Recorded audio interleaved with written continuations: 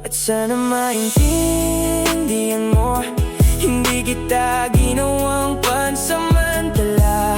Hindi ikaw ang naging takas, ikaw ang naging pahinga. Hindi kita minahal para lang may makalimutan.